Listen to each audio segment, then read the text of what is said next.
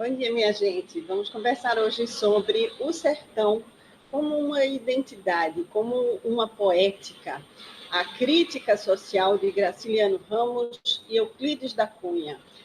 Graciliano Ramos, contista, jornalista, militante político, ele que vai escrever, entre outras obras, São Bernardo, Angústia, e o Euclides da Cunha, que, chamado pelo jornal Estado de São Paulo para cobrir a Guerra de Canudos, deixa para a gente uma obra-prima, basilar da literatura brasileira, que é o livro chamado Os Sertões. Então, eu vou ler para vocês primeiro o texto de Graciliano Ramos, ele que nasceu em Alagoas, né, e no ano de 1892, e vai falecer em 1953, como eu falei também, jornalista, né, ele que experimentou fazer essa crítica social aos problemas mais agudos do Brasil de 1930. Então, o texto chama Fuga. A vida na fazenda se tornara difícil. Sinhá Vitória benzia-se tremendo e manejava o rosário, mexia os beiços, rezando rezas desesperadas. Encolhido no banco de copiar, Fabiano espiava a caatinga amarela, onde as folhas secas se pulverizavam, trituradas pelos redemoinhos, e os garranchos se torciam negros e torrados. Pouco a pouco, os bichos finavam, devorados pelo carrapato. E Fabiano resistia, pedindo a Deus um milagre. Mas quando a fazenda se despovoou, viu que tudo estava perdido. Saíram de madrugada. Sinhá Vitória meteu o braço pelo buraco da parede e fechou a porta, de frente, com a tramela.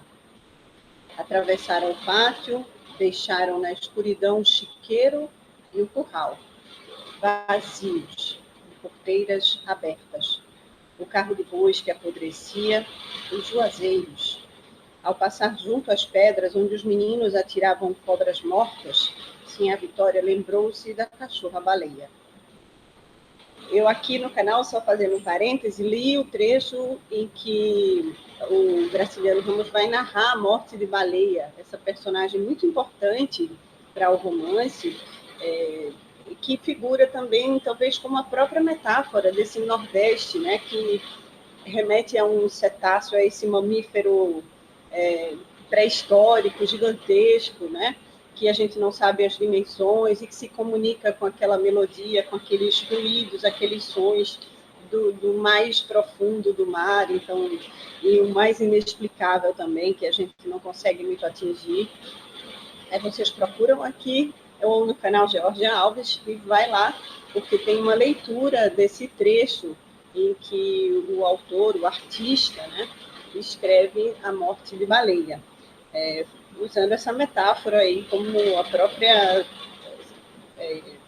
figura, né, a própria imagem desse sentimento do sertão. Então, vamos voltar ao momento em que Sinhá Vitória passa pelo local onde a cachorra-baleia é sacrificada. Ela chorou, mas estava invisível e ninguém percebeu o choro de Sinhá Vitória. Fizeram alto e Fabiano, depois no chão, parte a carga. Olhou o céu, as mãos em pala na testa.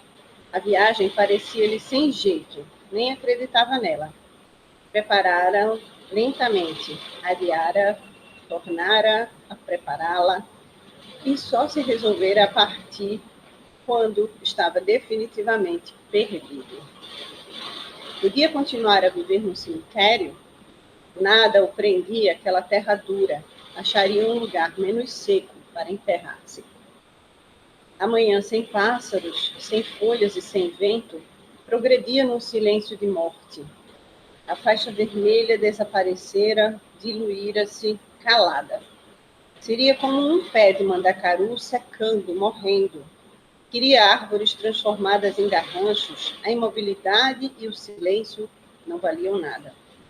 Chegou-se a Fabiano, amparou-o e amparou-se. Esqueceu os objetos próximos, os espinhos, as arribações, os urubus que farejavam carniça. Falou no passado. Confundiu-o com o futuro. Não poderia voltar a ser o que já tinham sido Bom, é importante aqui ver o quanto o artista, quanto o Graciliano Ramos preserva as palavras da época e o quanto a gente hoje tem um estranhamento a essa linguagem. A própria palavra tramela, né, que é essa fechadura da porta, não como a gente conhece, mas de um modo arcaico, né, de um modo ainda mecânico, como alguma coisa que foi no primórdio uma fechadura, né, preservado aqui no romance, de modo a recuperar exatamente esse fazer da época, esse viver da época. Então, a palavra ajuda a experimentar isso, como também na expressão empala, né? Que é também uma expressão que vem dessa origem da língua, desse latim que se mistura ao falar mais arcaico da língua portuguesa, que é traduzido na língua nordestina. Então, vamos continuar. Aqui vai aparecer uma imagem que é exatamente a da bolsa, feita de fibra de caroá. São plantas com fibras resistentes e é o objeto que vai servir para levar os pertences dele. Chama aió, é o aió. Somente 3 letras, né? E isso figura como uma das partes mais brilhantes do texto. Vamos continuar a leitura. Fabiano hesitou, resmungou como fazia sempre que lhe dirigiam palavras incompreensíveis, mas achou bom que Sinha Vitória tivesse puxado conversa. Ia num desespero, o saco de comida e o aió começavam a pesar excessivamente. Sinha Vitória fez a pergunta. Fabiano matutou e andou bem meia légua sem sentir. A princípio, quis responder que, evidentemente, eles eram o que tinham sido. Depois, achou que, para bem dizer, estavam mudados, mais velhos e mais fracos. Eram outros, para bem dizer. Sinha Vitória insistiu. Não seria bom tornarem a viver como tinham vivido, muito longe? Fabiano agitava a cabeça, vacilando. Talvez fosse, talvez não fosse. Iriam para diante, alcançariam uma terra desconhecida. Fabiano estava contente e acreditava nessa terra, porque não sabia como ela era, nem onde era. Repetia docemente as palavras de Sinha Vitória. As palavras que Sinha Vitória murmurava, porque tinha confiança nele. E andavam para o sul, metidos naquele sonho. Uma cidade grande, cheia de pessoas fortes, os meninos em escolas, aprendendo coisas difíceis e necessárias. Eles, 2 velhinhos, acabando-se como uns cachorros inúteis, acabando-se como baleia. Que iriam fazer? Retardar-se temerosos. Chegariam a uma terra desconhecida e civilizada, ficariam presos nela. E o sertão continuaria a mandar gente para lá. O sertão mandaria para a cidade homens fortes, brutos, como Fabiano, Sinha Vitória e os meninos. Então, aqui a publicação da editora Record, de 1995, e esse trecho entre as páginas 116 e 126, lido aqui para vocês de maneira literária, mas também analítica, né, onde a gente pode pegar alguns desses fragmentos do romance.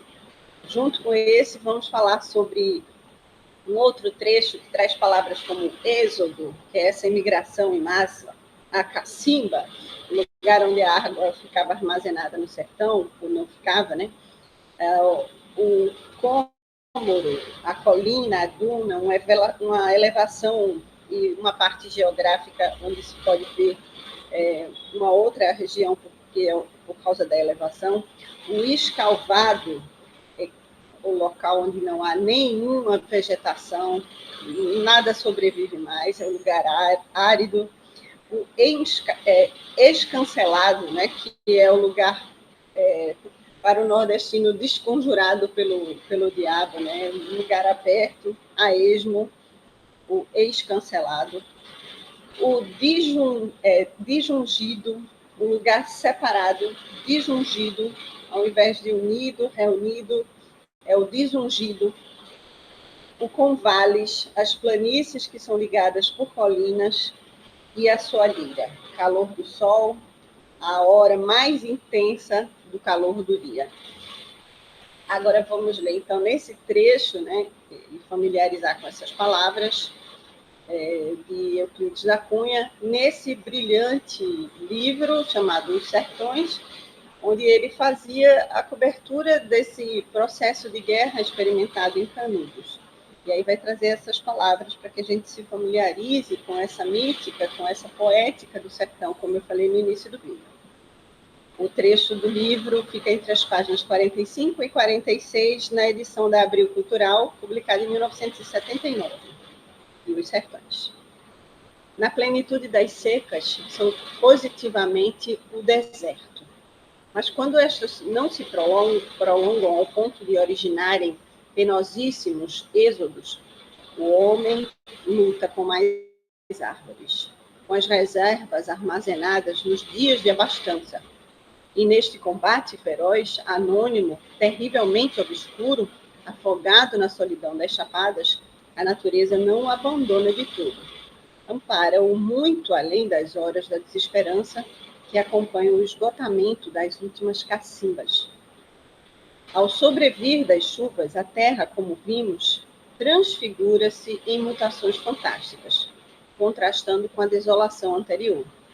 Os vales secos fazem-se rios, insulam-se os cômoros escalvados, repentinamente verdejantes.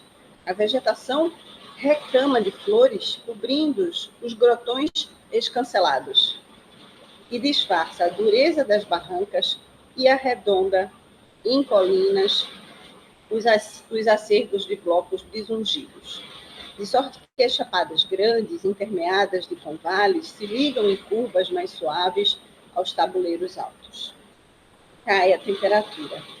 Com o desaparecer das soalheiras, anulam-se a secura normal dos ares. Novos tons na paisagem. A transparência do espaço salienta as linhas mais ligeiras em todas as variantes da forma, da cor. É isso, minha gente. Acho que duas leituras que estão aí fazendo um intercâmbio de informações em relação ao imaginário do Nordeste, a experiência vivida na década de 30, a fidelidade com a palavra, a capacidade de transmutar uma paisagem para a língua, para o verbo, pelo uso da literatura, da palavra, e que eu espero que tenha trazido para vocês uma inspiração e uma motivação para mergulhar nesses dois romances. São romances que se tornaram imprescindíveis para reconhecer as dificuldades do nosso povo, as aventuras passadas pelos nossos ancestrais, as experiências dos nossos antepassados. Quem aqui não teve uma família que migrou para um centro urbano, mas que enfrentou essa seca, que enfrentou esse lugar da terra dura, do escavar o chão para plantar a própria comida, do sol quente, da soleira, do sol na muleira, né, como dizia meu bisavô, minha bisavó, rachando a cabeça dessas pessoas e extraindo dela toda a possibilidade de uma intelectualidade, de estudar coisas difíceis, porque o trabalho duro, o arar a terra, exigia delas usar o corpo, ser forte, sobretudo de corpo. E pediu delas muito mais do que o tempo, mas a paciência e a resignação, a absoluta resignação diante da aridez da terra, da força, da geografia, e essas pessoas se submeteram a essas forças da natureza e abdicaram de qualquer outro projeto que envolvesse uma intelectualidade ou um pensamento, uma engenharia do pensar. Espero que tenham colaborado com os estudos de vocês. Até a próxima aula, até a próxima leitura.